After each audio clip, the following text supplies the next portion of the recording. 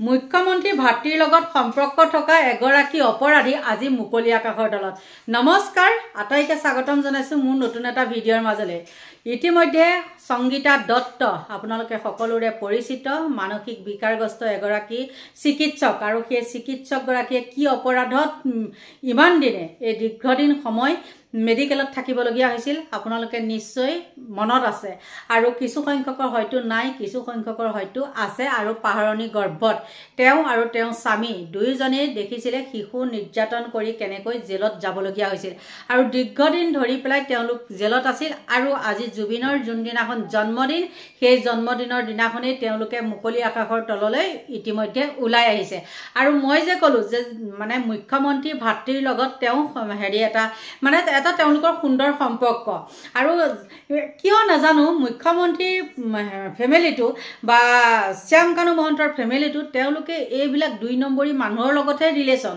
তাৰ মানে কি হ'ব আৰু এই আচৰিত কথা নহয় জানো? আৰু এতিয়া যদি কয় বোলে আপুনি ক'ত দেখিছিলে, কি কৰিছিলে, কওঁ শুনক। যেতিয়া নেকি সংগীতা দত্তহঁতে নিজৰ ঘৰতে গান বাজনা কৰি আছিল, তেতিয়া কিন্তু হিমন্ত বিশ্ব শৰ্মাৰ ভাতৃয়ে তাত বহি সুন্দৰকৈ সেই গান উপভোগ কৰি আছিল, তাকো ঘৰুৱা বোলে কোনোবা ফাংচনত, তেতিয়াও তেনেকুৱাও নহয়। সেইকাৰণে কৈছোঁ তেওঁলোকৰ লগত এটা ঘৰুৱা সম্পৰ্ক, আৰু হয়তো বহুত যত্ন কৰিছিলে সেই সময়তে। যেতিয়া নেকি জেলত সোমাইছিলে তেতিয়াই কিন্তু বহুত যত্ন কৰিছিলে দেই তেওঁলোক ওলাই আহিবলৈ। আৰু কোনো মানে কি বুলি কয়, কোনো এডভোকেটে তেওঁলোকৰ কেছটো লোৱা নাছিল, আৰু লোৱা নাছিল এইটো কাৰণে তেওঁলোকে শিশু নিৰ্যাতন কৰে। আৰু দেখিছিলে নহয় কেনেকৈ তেওঁলোকে দুইজনে, তেওঁলোকৰ পতি পত্নী দুইজনে সেই সৰু সৰু তুলি লোৱা শিশুকেইটাক তেওঁলোকে নি পেলাই কেনেকুৱা নিৰ্যাতন কৰিছিলে। আনচাই তেওঁলোকৰ গুপ্তাংশত চিগাৰেটো জ্বলাই দিছিলে, গৰম লোহা জ্বলাই দিছিলে, কি কি কৰিছিলে। আৰু সেইবিলাকৰ অপৰাধতে তেওঁলোক ইমান দিনে জেলত আছিল।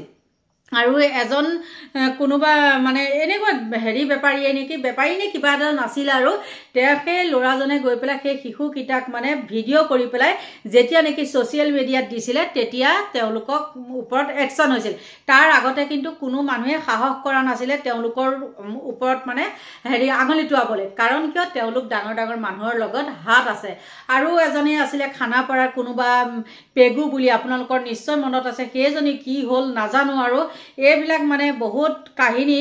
আৰু সেই কাহিনীৰ মাজতে এই সংগীতা দত্তৰ যিজন হাজবেণ্ড, সেই হাজবেণ্ডজন ইয়াৰ আগত আহিছে, আৰু তেওঁ হয়তো আহি পেলাই আকৌ এওঁক নিজৰ পত্নীগৰাকীক মানে উলিয়াই নিছে। গতিকে সেই শিশুকেইটাক ইতিমধ্যে তেতিয়াতে আৰু সেই শিশু সুৰক্ষাৰ ৰাখি থৈছে, গৃহত ৰাখি থৈছে। এতিয়া কি হৈছে কি কথা নাজানো, কিন্তু তেওঁলোকে সেইটো সময়ত এনেকুৱা জেলত উৎপাত কৰিছিলে, যি নেকি চুমি বৰাই কৰিছিলে বুলি আপোনালোকে মিডিয়াই কৈছে। বাৰু এতিয়া চুমি বৰাৰ কথাটো নকওঁ, মই আপোনালোকক সংগীতা দত্তৰ কথাকে কওঁ। সেই সংগীতা দত্ত আজি মুকলি আকাশৰ তললৈ ওলাই আহিল, আৰু ওলাই অহাৰ পিছত কি হয় নহয় সেইটো ভগৱান জানে, আমি নাজানো। নে তেওঁ আকৌ চাকৰিত জইন কৰিব, নে চাকৰি শেষেই হ'ল, সেইখিনিও আমি নাজানো। ইয়াৰ লগতে আৰু এটা কথা ক'ব লাগিব, ওলাইছে আজি এটা ভাল খবৰ যে জুবিন গাৰ্গৰ যি নেকি ন্যায় দাবীত শ্যামকানু মহন্ত বা সিদ্ধাৰ্থহঁতৰ গৈ পেলাই মানে ন্যায়ৰ কাৰণে লাগি পেলাই যেতিয়া নেকি পুলিচে ধৰিব পৰা নাছিলে, তেতিয়া তেওঁলোকে ঘেৰাও কৰিছিলে, আৰু সেইবিলাক কেছতে লগাই পেলাই ভিক্টৰকো জেলত সোমোৱাই থৈ দিছিলে, নানানটা ধাৰা লগাই। আৰু আজি ভাল লাগিছে, কৈছে যে কিবা হাজোৰ কিবা এটা কেছত তেওঁ ইতিমধ্যে জামিন লাভ কৰিছে। সেইটো বহুত বহুত মানে ভাল এটা খবৰ। আৰু যিহেতু সংগীতা দত্তৰ লগত ভিক্টৰ দাসৰ কোনো নাই, কিন্তু এটা ভিডিঅ' বনাইছোঁ যিহেতু, সেইটো কাৰণেহে মই ভিক্টৰ দাসক ইয়াত লৈ আহিছোঁ। ভিক্টৰ দাস তেনেকুৱা অপৰাধী নহয় সংগীতা দত্তহঁতৰ দৰে, কিন্তু তেওঁ ইটো কেছত এতিয়া কি হ'ল নাজানো, কিন্তু মুকলি আকাশৰ তললৈ আহিছে বুলি কৈছে। সেইটো কিমান দূৰ সত্য অসত্য সেইটো নাজানো, আকৌ হয়তো তেওঁ কিবা ধাৰা লগাই পেলাই মানে সোমোৱাই থ'ব পাৰে। কিন্তু এটা সেই হাজোৰ কেছ এটাত তেওঁ ইতিমধ্যে জামিন লাভ কৰিছে। গতিকে বহুত বহুত এইটো ভাল খবৰ। কিন্তু এইজনী কালপিত সেই সৰু শিশুৰ ওপৰত নিৰ্যাতনকাৰী এজনীক উলিয়াই দিয়াটোহে বহুত মানে এইটো বেয়া খবৰ নহয় জানো? কিন্তু সাধাৰণ শ্ৰেণীৰ মানুহ হোৱা হয়, অন্য ঠাইত হোৱা হয়, এইবিলাকত ফাঁচি হ'ল হয়। কিন্তু আমাৰ ইয়াত সেইটো নাই, সেইটো নাইকিয়া কৰি পেলাইছে।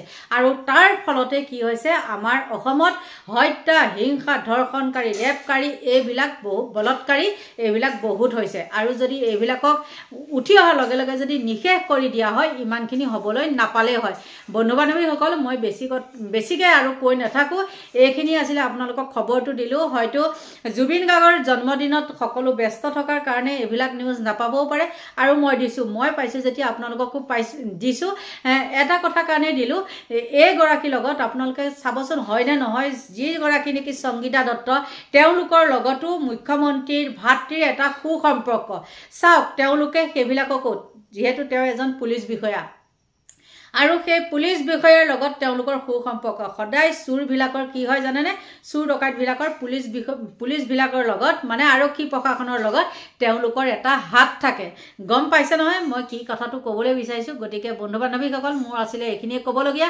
আৰু এইটোৱে আশা কৰোঁ যদিও ভিক্টৰ দাস অহা নাই তেওঁ এটা কেছতহে মানে জামিন পাইছে যে যাতে তেওঁ যদি অহা নাই তেন্তে হ'লে তেওঁ ইকিটা কেছতো যাতে জামিন মঞ্জুৰ হয় মুকলি আকাশৰ তললৈ ওলাই আহে তাকেহে কামনা কৰিলোঁ আৰু এইগৰাকী যে ওলাই আহিছে ওলাই আহি পেলাই তেওঁ যে আকৌ কিবা প্ৰতিশোধ নল'ব শিশুসকলৰ ওপৰত আপোনালোক সাৱধান হ'ব যদিও তেওঁ আকৌ মেডিকেলত জইন কৰে কিন্তু এইগৰাকীৰ ওচৰত যাওঁতে আপোনালোক অলপ সাৱধান হ'ব দেই মানুহগৰাকী আপোনালোকেতো গম পায়েই কেনেকুৱা সৰু শিশুক মানে কেনেকুৱা অত্যাচাৰ কৰিব পাৰে আৰু ডাঙৰৰ লগত যে নকৰিব বা ইমান দিন বিৰতি থকাৰ পিছত যেতিয়া তেওঁ মানে জইন কৰিব তাত বা আকৌ কি কৰে সেইটো আকৌ বৰ ভয়াবহ হ'ব গতিকে সকলোকে কৈছোঁ সাৱধান থাকিব সাৱধানৰ মৰণ নাই কথাটো লতফালত হৈ গৈছে দেই লৰালৰি কৰোঁতে গতিকে বন্ধু বান্ধৱীসকল এইখিনি আছিলে মোৰ ক'বলগীয়া সদশেষত সকলোকে ভগৱানে ভালে কুশলে ৰাখক দীৰ্ঘায়ু কামনা কৰিছোঁ তাকে